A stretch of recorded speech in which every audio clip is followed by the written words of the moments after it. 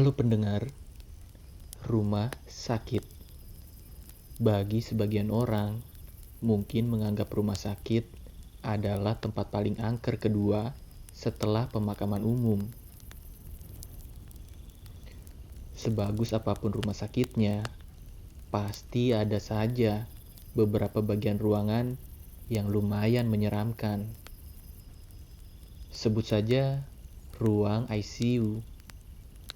Banyak kejadian menyakitkan, menyedihkan, bahkan menyeramkan terjadi setiap harinya di sana. Tak jarang juga ada yang meregang nyawa di sana.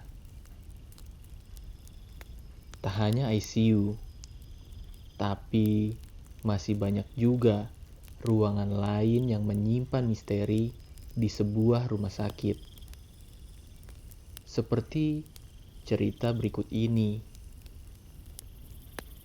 Cerita berikut berlatar di Rumah Sakit Cipto Mangunkusumo, Jakarta Pusat. RSCM termasuk salah satu rumah sakit terangker di Jakarta. Bagaimana tidak, banyak korban kecelakaan, mayat yang ditemukan, mayat korban pembunuhan, bahkan pelaku bunuh diri yang jenazahnya dibawa ke sana untuk pemeriksaan lebih lanjut atau menunggu keluarga korban menjemput. Rumah sakit ini diresmikan dan dibuka sekitar tahun 1919. Cukup tua untuk sebuah rumah sakit. Rumah sakit ini banyak menyimpan kisah mistis di dalamnya. Seperti cerita berikut. Sebut saja namanya Romli. Dia adalah seorang mahasiswa salah satu kampus di Jakarta.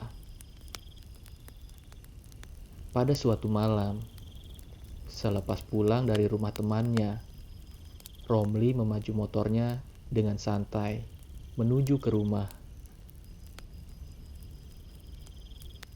Sambil menikmati angin malam dan menikmati sepinya jalan di Jakarta. Karena memang saat itu sudah cukup larut, sehingga jalanan terasa agak sepi. Hingga tiba di suatu jalan, dia melihat ada kerumunan orang berkumpul di pinggir jalan. Dan dia juga melihat pecahan kaca dan goresan aspal di jalan. Kayaknya ada yang kecelakaan nih, pikirnya dalam hati. Karena rasa penasaran, ia pun menepikan motornya untuk melihat ada kejadian apa sebenarnya. Kerumunan itu cukup ramai, sampai-sampai butuh usaha untuk sekedar bisa melihat apa yang ada di tengah kerumunan. Setelah bersusah payah menerobos kerumunan tersebut, akhirnya Romli bisa melihat apa yang orang-orang lihat. Ternyata benar saja ada korban kecelakaan yang tergeletak di sana. Bukan hanya itu, Romli pun terkejut. Ternyata korban kecelakaan tersebut adalah teman sekampusnya. Sontak saja, Romli panik dan segera mencari bantuan untuk bisa membawa temannya ke rumah sakit terdekat. Akhirnya, berkat bantuan warga sekitar, Romli berhasil membawa temannya ke rumah sakit. RSCM jadi pilihan terdekat dari lokasi kejadian. Setibanya di RSCM, Romli langsung membawa temannya ke ruang ICU. Berharap temannya langsung mendapatkan penanganan. Selagi temannya mendapatkan perawatan dari dokter, Romli berusaha menghubungi orang tua temannya itu. Setelah beberapa kali mencoba menelpon, akhirnya Romli berhasil menghubungi mereka. Namun, mereka tidak bisa datang malam itu karena posisi mereka berada di luar kota. Paling cepat, mungkin besok mereka baru sampai. Karena tidak tega dengan kondisi temannya tersebut, akhirnya Romli memutuskan untuk menemani temannya di rumah sakit sampai orang tuanya datang besok. Saat itu, malam lumayan larut. Suasana rumah sakit pun mulai agak sepi. Meskipun ada saja beberapa perawat yang terkadang berlalu lalang. Karena lelah berkegiatan seharian, lama-kelamaan Romli mulai mengantuk. Dia berusaha untuk melawan rasa kantuknya, tapi rasa kantuk ini sulit untuk dikalahkan. Akhirnya Romli memutuskan untuk pergi sebentar, mencari segelas kopi untuk menghilangkan rasa kantuknya. Karena tak tahu lokasi kantin dan warung yang menjual kopi, Romli pun bertanya kepada seorang perawat yang kebetulan ditemuinya di lorong koridor. Namun, karena Romli belum pernah ke RSCM sebelumnya, dengan petunjuk dari perawat tadi malah membuat Romli bingung harus kemana lagi setelah itu. Ia berusaha mencari-cari jalan dan mengingat petunjuk yang diberikan perawat tadi. Lorong demi lorong dilewati, belok kanan, belok kiri. Semakin lama, sepertinya dia berjalan ke arah tempat yang semakin remang-remang. Kok kayaknya malah makin gelap nih, sepi pula. Tapi gak apa-apalah, demi kopi, ucap Romli dalam hati. Sampai tiba hampir di ujung lorong, Romli mendengar seperti ada beberapa orang yang sedang ngobrol. Suaranya agak berbisik-bisik. Nah, kayaknya di sebelah sana tuh ada yang jualan. Karena penasaran, Romli pun menghampiri sumber suara tersebut.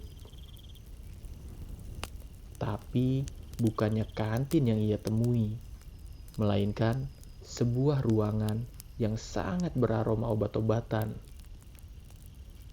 Romli terus berjalan ke ruangan tersebut dengan harapan mungkin bisa bertemu orang yang bisa menunjukkan lokasi kantin.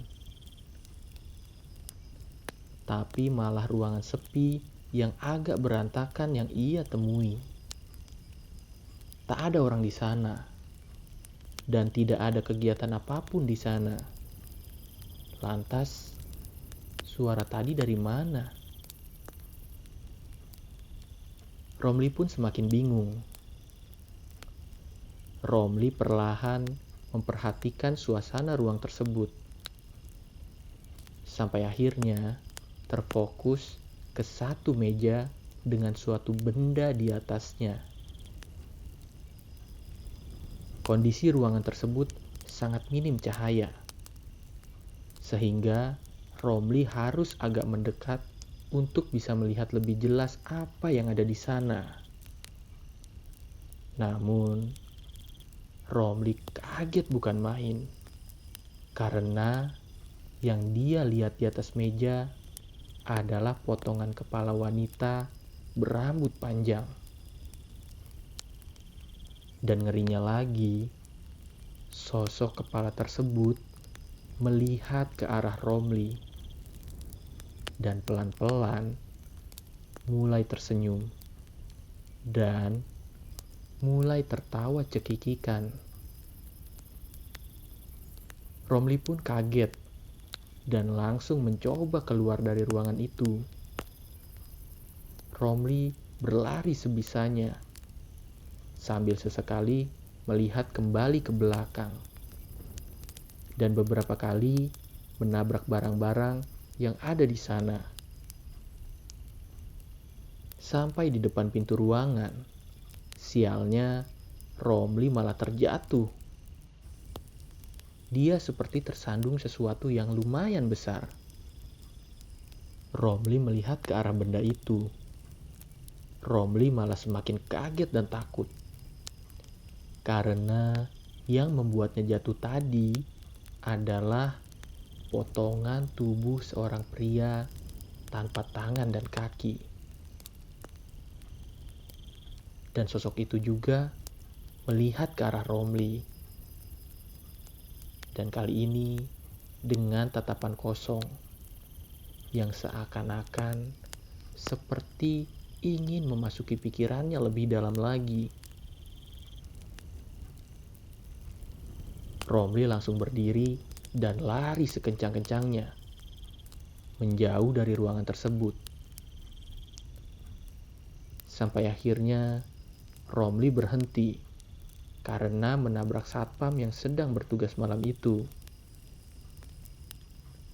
Satpam tersebut kaget melihat kondisi Romli yang sangat pucat dan gemetar ketakutan.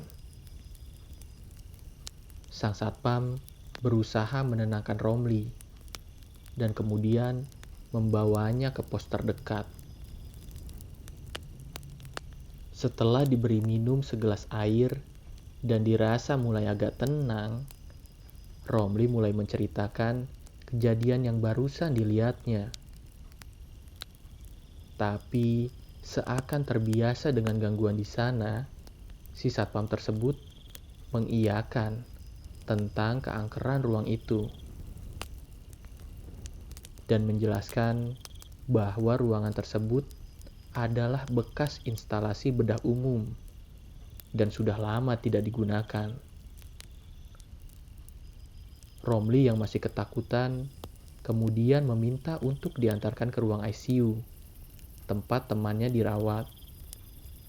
Dan Romli akhirnya memutuskan untuk tetap di ICU menemani temannya sampai besok pagi. Demikian cerita malam ini.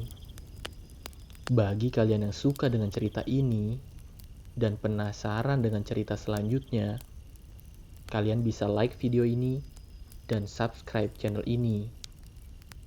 Dan untuk kalian yang memiliki pengalaman mistis lainnya, bisa berbagi ceritanya di kolom komentar atau di email kami. Ingat, jangan tidur sendirian.